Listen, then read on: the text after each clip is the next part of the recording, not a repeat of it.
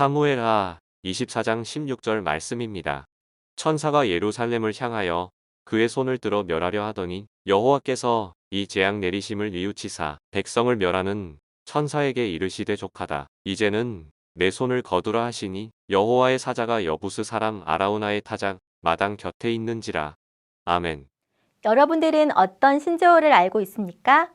신조어는 MZ세대에서 주로 사용하는 언어로 말의 앞글자를 딴 줄임말로 대부분 만들어집니다.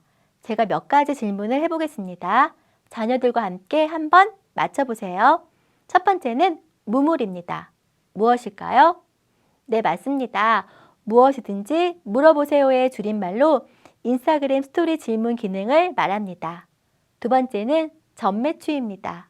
무엇일까요? 바로 점심 메뉴를 추천해 달라는 뜻입니다. 세 번째는 스불제입니다. 이것은 스스로 불러온 재앙, 본인의 행동으로 인해 안 좋은 결과가 발생했을 때 쓰이는 말입니다. 오늘 본문의 주인공인 다윗과 이스라엘 백성들에게 큰 징계가 닥칩니다. 스불제처럼 스스로 불러온 재앙으로 보이지만 그 안에는 놀라운 하나님의 역사가 담겨져 있습니다. 사무엘하는 다윗 왕의 이야기를 담고 있습니다.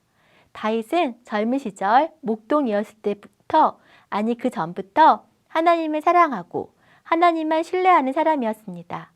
사울의 기름 부음과 사울 왕의 위협에도, 압살롬의 반역에도, 이방 국가들의 침략에도 불구하고 다윗의 성은 더욱 견고하여지며 든든하게 세워지는 왕궁이었습니다.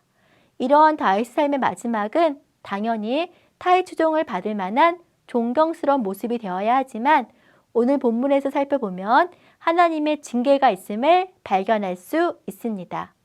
그러면 그 이유는 무엇일까요? 무엇이 견고했던 다윗을 무너뜨리게 했을까요? 그것은 바로 교만함입니다. 사람이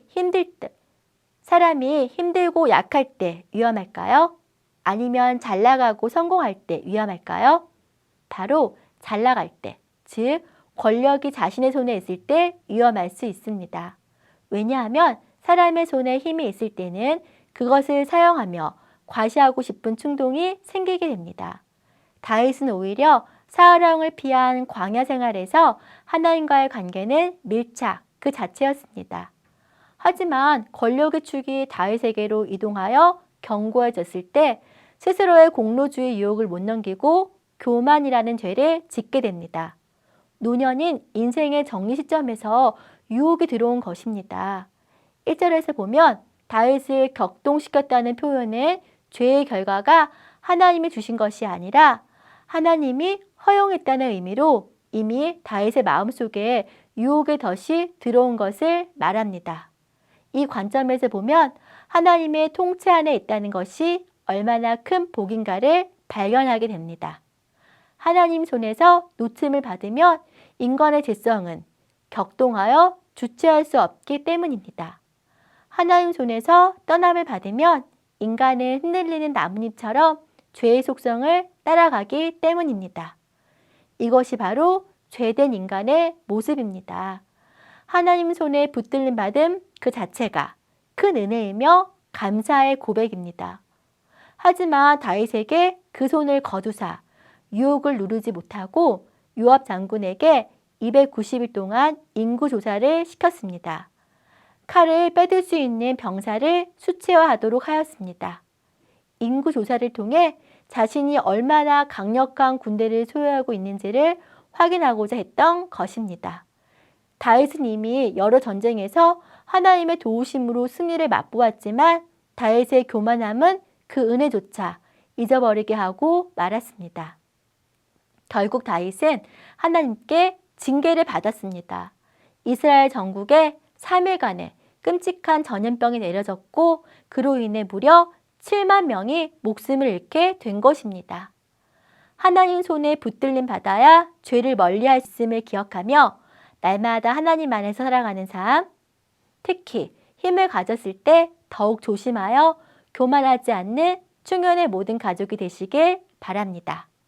오늘 본문은 다윗의 인구조사 사건을 통해 교만뿐만 아니라 그것을 넘어 서두에서 말했듯이 놀라운 하나님의 역사를 말해주고 있습니다.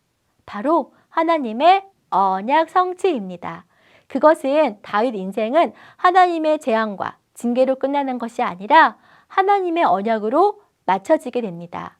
하나님은 다윗에게 모든 원수를 멸하겠다.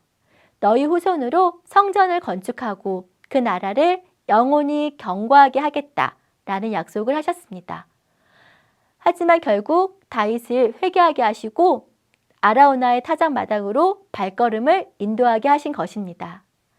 다윗의 후손으로 하여금 내 이름을 위한 집, 곧 성전을 건축하게 하시겠다 하신 언약의 터가 되는 아라우나 타작마당을 구입하게 하셨습니다.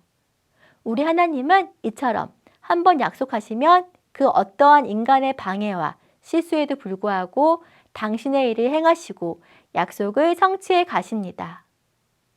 다윗을 회개하게 하시고 돌이키게 하셔서 성전의 터도 구입하게 하여 훗날 솔로몬으로 하여금 그 터에 성전까지 짓게 하셨습니다.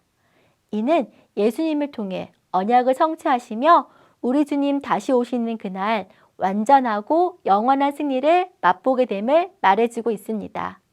이것이 바로 저와 여러분에게까지 이어지는 언약의 유효성입니다. 여전히 유효한 언약의 성취를 반드시 이루실 그날을 기대하고 소망하며 주어진 오늘을 기쁨으로 살아가시길 바랍니다. 그리하여 우리 인생의 노년에 하나님과 함께 승리함으로 오직 그리스도만 남는 복된 인생이 되는 충현의 모든 가족들이 되기를 소원합니다.